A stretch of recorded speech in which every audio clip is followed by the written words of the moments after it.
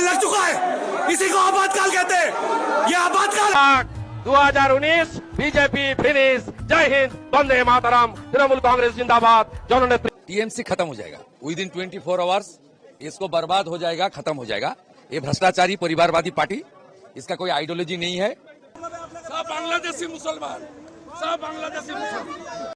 हम बीजेपी के सत्ता में आने पर बाबर का नामो निशान मिटा देंगे, हुमायूं का नाम मिटा देंगे, जहांगीर का नाम मिटा देंगे, अकबर का नाम मिटा देंगे और शाहजहां का नाम भी इतिहास के पन्नों से पूरी तरह मिटा देंगे। मैं किसी मुगल पठान का नाम नहीं लिखने दूंगा, अगर कहीं लिखा होगा मिटा दूंगा। आप लोग बीजेपी को लाएं। नंदीग्राम का हिंदू जनता फिर मुझे जिताया, वहां मुसलमान वोट पूरा के पूरा टीएमसी को मिला। ये लोग बहुत कट्टरवादी, इसलिए मेरा मार्क ठीक है। मैं नंदीग्राम का हिंदू के लिए काम करूंगा। आप सभी साथियों को क्रांतिकारी नमो बुधाए। जय भीम, जय भारत, जय संविधान। दोस्तों मैं रमन उजैरन और आप देख रहे हैं अध्यात्म पावर।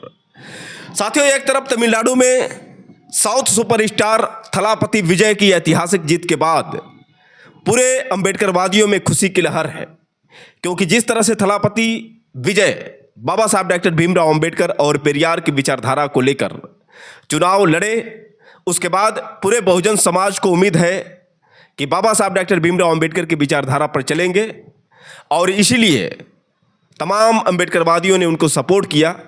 और बता दें साथियों कि एक ऐसी प्रचंड जीत हासिल की है तमिलनाडु के नए सीएम, यानी आज ही जो शपथ लेने वाले हैं थलापति विजय, जिन्होंने कुल मिलाकर 108 सीटें जीती। वैसे थलापति विजय को सरकार बनाने के लिए कुल मिलाकर 118 सीटों की जरूरत थी, लेकिन उनके पास 108 सीटें थी। बता दें साथियों कि कांग्रेस ने 5 सीटें एवं सीपीआई-एम और साथ ही साथ वीएसके ने 2-2 सीटें दी। तो अब जो है 119 सीटें हो चुकी हैं थलापति की टीवीके पार्टी की। तो यहाँ से जो है अब पूरी तरह से तय हो चुका है कि थलापति विजय अपनी सरकार बनाएंगे। आज हो सकता है कि वो शपथ ग्रहण करें। और इधर साथियों आपको बता दें कि पश्चिम बंगाल में जो शुवेंदु अधिकारी, जिनको भाजपा ने चुना है कि वही सीएम बनेंगे। बता दें साथियों कि शुवेंदु अधिकारी जो कभी टीएमसी में काम करते थे, जब टीएमसी में काम करते थे तो किस तरह से वो भाजपा के खिलाफ बयान दिए थे। पहले आप उनका ये बयान सुनिए, उसके बाद हम सीधे आपसे बात कर रहे हैं। 2019 बीजेपी फिनिश। जय हिंद, वंदे मातरम, तृणमूल कांग्रेस जिंदाबाद। तो दोस्तों आपने सुना किस तरह से शुवेंदु अधिकारी जब टीएमसी में थे तो कैसे भाजपा को भगाने की बात कर रहे थे, भाजपा को साफ करने की बात कर रहे थे। लेकिन अब वही जब भाजपा से वो जीते हैं, उसके बाद अब टीएमसी को साफ करने में लगे हुए हैं।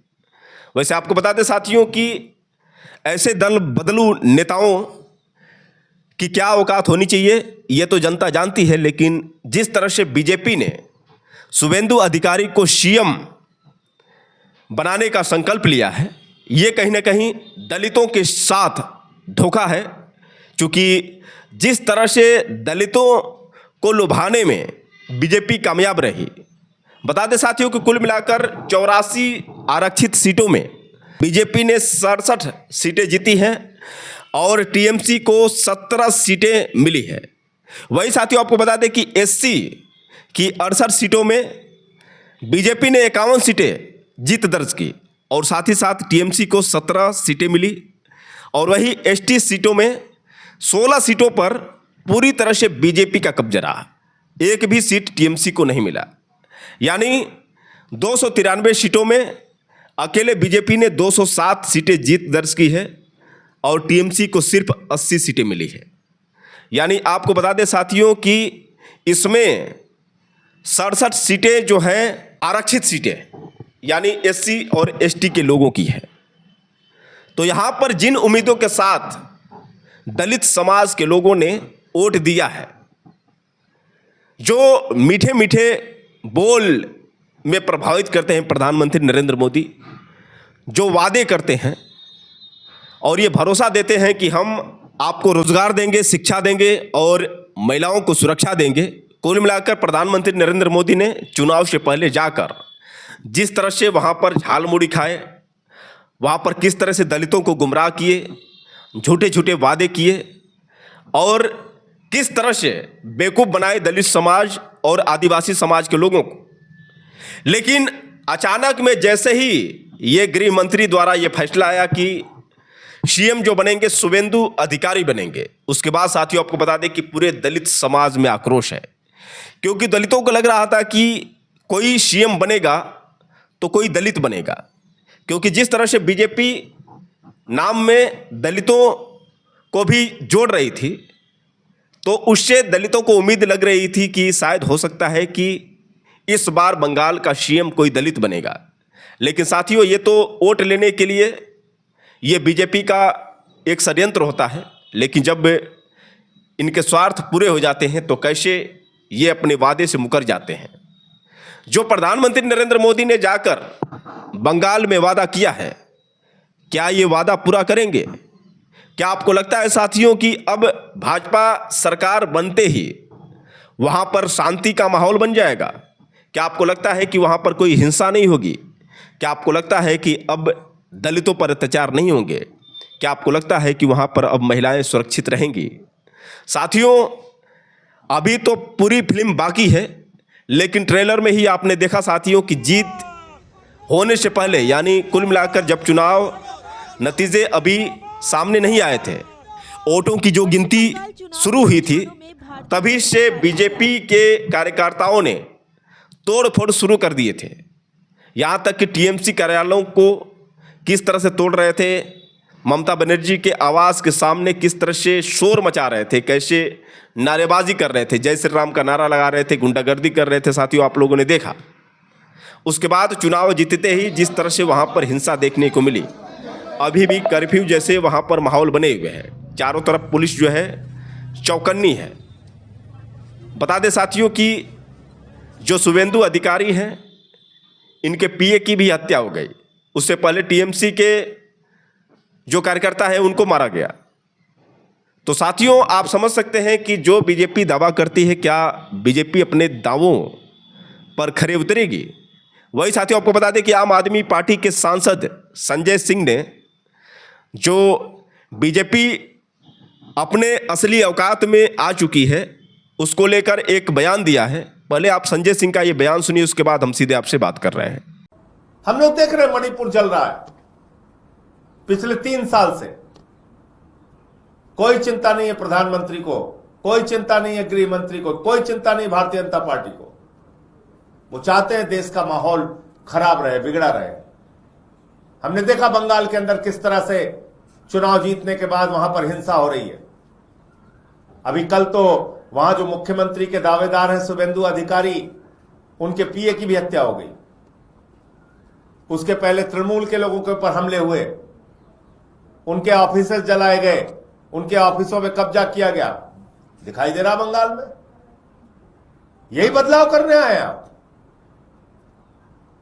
मोदी जी ने भाषण बहुत अच्छा देते हैं। मोदी जी बदले की नहीं, बदलाव की राजनीति करना है, यही बदलाव कर रहे हैं। और आप यही सब पंजाब में करना चाहते हैं।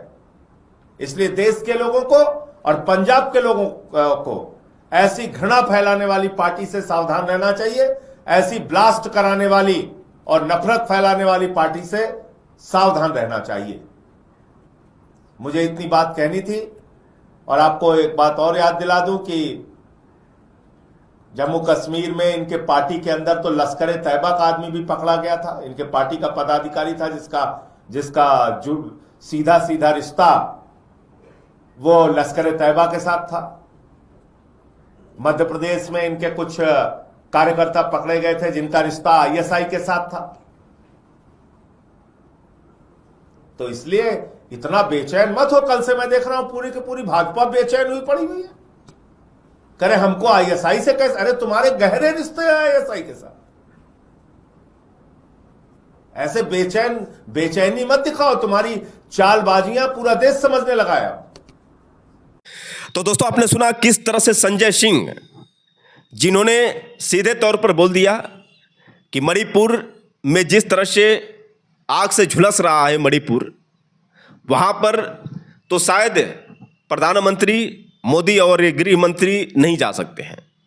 लेकिन जिस तरह से बंगाल में इन्होंने शांति की बात की थी, लेकिन जैसा माहौल देखने को मिल रहा है आप इसी से अंदाज़ा लगा सकते हैं। यहाँ तक कि उन्होंने ये कहा कि आगामी जो चुनाव पंजाब में होने वाले हैं, पंजाब के लोगों को सतर्क रहना चाहिए, क्योंकि ये मीठे मीठे बोल के साथ किस तरह से लोगों को लुभाते हैं और फिर किस तरह से गुंडागर्दी करते हैं। अब बता दें साथियों कि शुभेंदु अधिकारी जिनको सीएम बनाना चाहती है, और कुल मिलाकर आज सीएम का शपथ भी ग्रहण करेंगे शुभेंदु अधिकारी। अमित शाह ने घोषणा भी कर दी है कि शुभेंदु अधिकारी ही सीएम होंगे। आखिर अमित शाह ने क्या कहा, पहले आप इनकी बात सुनिए, उसके बाद हम सीधे आपसे बात कर रहे हैं। आज भारतीय जनता पार्टी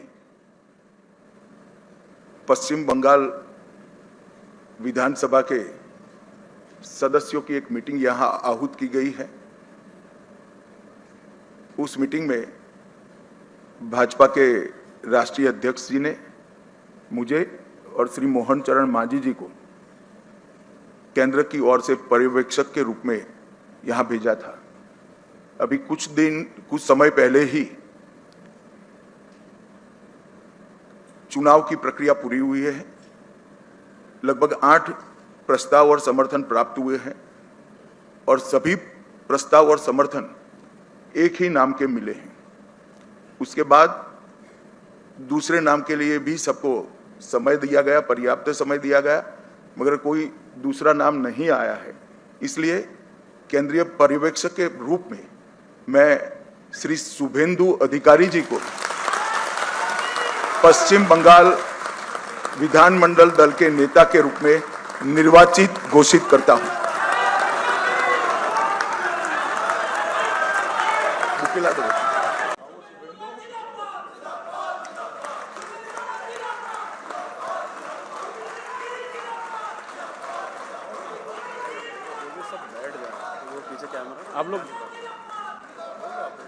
आप लोग बैठ जाओ।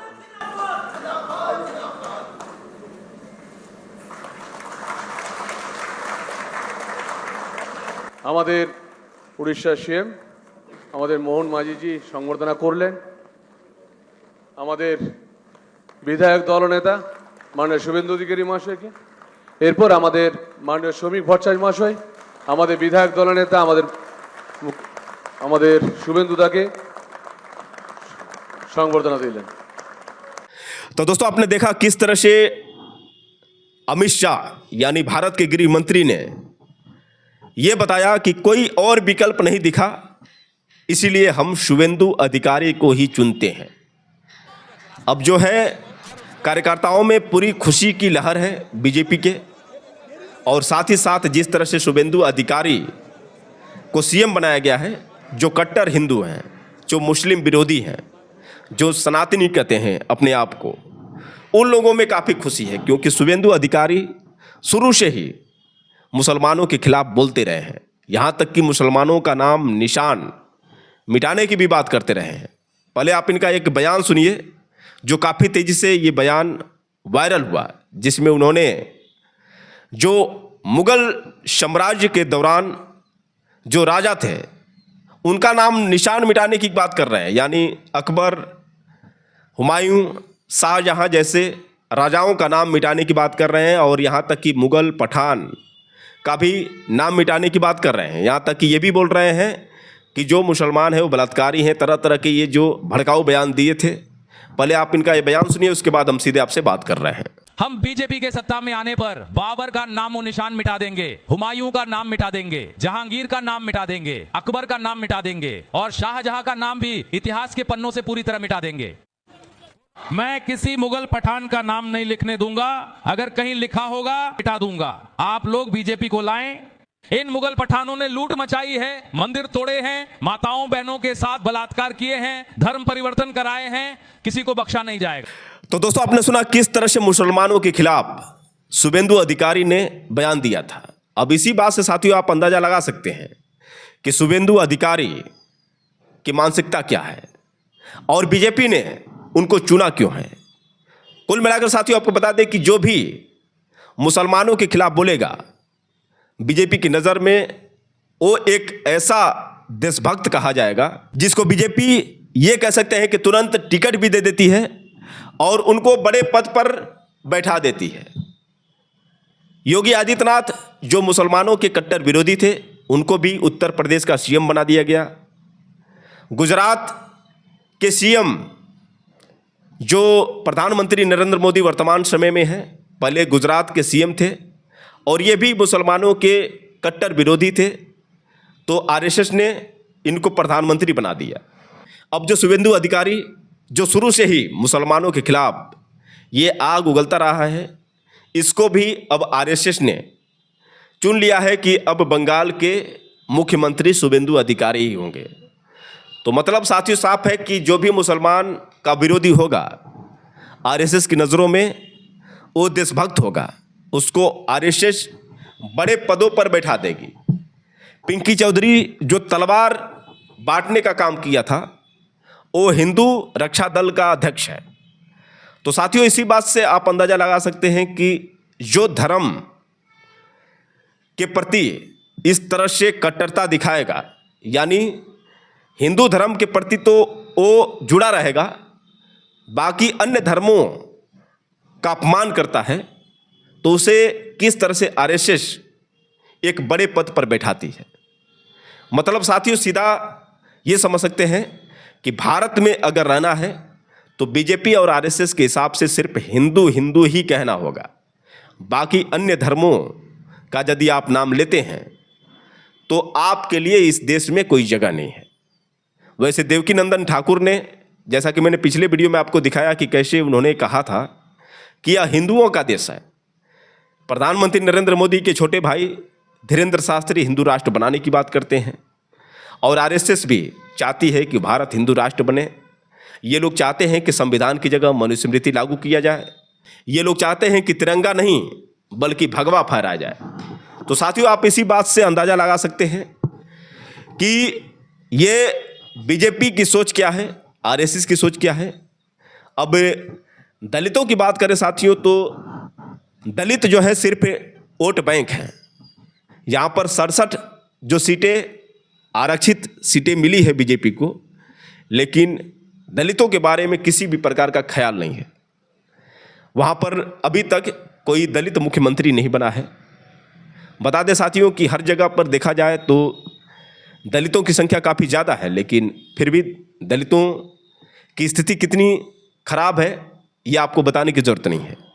उत्तर प्रदेश में मान्यवर कांसीराम साहेब की देन, जो बहन कुमारी मायावती इस उत्तर प्रदेश की 4 बार की मुख्यमंत्री बनी। आज उत्तर प्रदेश में भी माहौल कुछ अलग ही है। बता दें साथियों कि बहुजन समाज पार्टी और आज़ाद समाज पार्टी 2 पार्टियां हैं और देखना दिलचस्प होगा कि बहुजन समाज किस पार्टी को चुनता है, क्योंकि जिस तरह से चंद्रशेखर आज़ाद का भी कारवां धीरे धीरे आगे बढ़ रहा है, जिस तरह से ज़मीनी स्तर पर वो संघर्ष कर रहे हैं, उससे कहीं ना कहीं एक नया परिवर्तन भी देखने को मिल सकता है। वैसे साथियों आपको बता दें कि गृह मंत्री अमित शाह जो नतीजे आने के बाद और शुभेंदु अधिकारी को सीएम बनाने को लेकर उन्होंने बहुत सारे बयान दिए हैं। आखिर गृह मंत्री ने क्या क्या बयान दिया है, पहले आप उनकी ये पूरी स्पीच सुनिए, उसके बाद हम सीधे आपसे बात कर रहे हैं। जहां मन भयमुक्त हो और सिर गर्व से ऊंचा हो, ऐसे बंगाल का रास्ता आज प्रशस्त हो चुका है और बंगाल उस रास्ते पे चल। 5 दशक का लंबा समय लोकतंत्र की दृष्टि से, कानून और व्यवस्था की दृष्टि से, बंगाल के अर्थतंत्र के ह्रास की दृष्टि से और बंगाल के विकास में शून्य गति, नेगेटिव गति देने की दृष्टि से बंगाल के लिए एक दुस्वप्न जैसा हुआ है। और हम सबका दायित्व है कि मोदी जी ने जो वादा दिया है बंगाल की जनता को, इसको पूरा करने के लिए हम हमारा सर्वश्रेष्ठ बंगाल की जनता को अर्पित करें, समर्पित करें। बंगाल की संस्कृति और बंगाल की परंपरा को 5 दशक से विदेशी विचारों से प्रभावित शासन से मुक्त कर फिर से एक बार रामकृष्ण ठाकुर, विवेकानंद, महर्षि अरविंद और कवि गुरु टैगोर की कल्पना का बंगाल बनाने की दिशा में हम आगे बढ़ें। हम सबकी जिम्मेदारी आज से बहुत बढ़ती है। विनम्रता के साथ, जिम्मेदारी के एहसास के साथ किया हुआ परिश्रम ही ये मैंडेट का एक प्रकार से जनता को आभार के रूप में जवाब दे सकता है। मित्रों, आज बंगाल का विजय अनेक दृष्टिकोण से बहुत महत्वपूर्ण है। 100 साल की वैचारिक यात्रा के बाद गंगोत्री से गंगा सागर तक हर जगह पर आज भारतीय जनता पार्टी की सरकार बनी है। ये हम सब के लिए बहुत आनंद का विषय है। 1950 से जिस विचार की यात्रा को लेकर हम निकले और जिसके नेतृत्व में निकले, श्यामा प्रसाद मुखर्जी के नेतृत्व, उनकी ही जन्मभूमि में 1950 के बाद आज 2026 में श्यामा प्रसाद जी की ही पार्टी की सरकार बन रही है। ये भी बहुत महत्वपूर्ण है। जब 370 हटी तब देश भर के कार्यकर्ताओं के मन में खुशी की लहर दौड़ी थी, मगर मुझे कई वरिष्ठ कार्यकर्ताओं ने कहा था कि अभी भी कुछ कसक बाकी है। मैंने आश्चर्य से पूछा था, भला क्या बचा अब? तब उन्होंने कहा था, बंगाल में भाजपा का झंडा फहराना बाकी है। और आज मैं मानता हूं श्यामा प्रसाद जी जहां पर भी होंगे, मुक्त मन से नरेंद्र मोदी जी के नेतृत्व को वो आशीर्वाद देते होंगे, क्योंकि नेतृत्व ने भारतीय जनता पार्टी को गंगा सागर तक पहुंचाया, गंगोत्री से लेकर 2014 से जो यात्रा निकली, ये अभूतपूर्व यात्रा है मित्रों। अपने पुरुषार्थ से, अपने कौशल से, अपनी प्रामाणिकता से जनमत को कैसे संजोया जा सकता है और जनमत को कैसे विस्तृत किया जा सकता है, इसका दुनिया भर के लोकतंत्र में सबसे उत्कृष्ट उदाहरण है तो 2014 से 2026 की भारतीय जनता पार्टी की यात्रा। सिर्फ विचार नहीं फैला, संगठन भी विस्तृत हुआ। सिर्फ संगठन विस्तृत नहीं हुआ, विचारधारा भी मजबूत हुई। और सिर्फ विचारधारा मजबूत नहीं हुई, इसके साथ घर घर तक विकास पहुंचाने का काम भी हमने बहुत अच्छे तरीके से किया। और पूरा देश आज इस बात के लिए हमारी पार्टी और हमारे नेतृत्व को, नरेंद्र मोदी जी को स्वीकृति देता है। मैं बंगाल की ही बात करूं, मैं ही अध्यक्ष बना था, उपचुनाव आया, हमारे अभी के अध्यक्ष समीक भट्टाचार्य जी एक उपचुनाव जीतकर हमारा खाता खोले थे।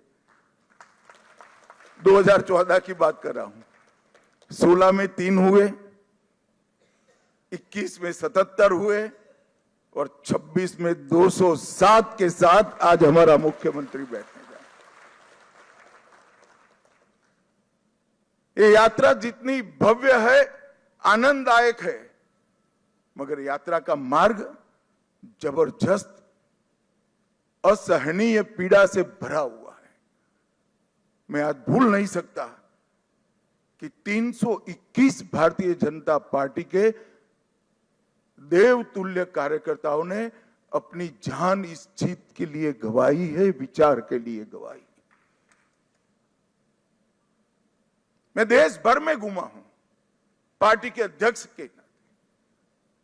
केरल और बंगाल, इसके अलावे कहीं पर इस प्रकार की क्रूर हिंसा का नग्न तांडव मैंने नहीं देखा है।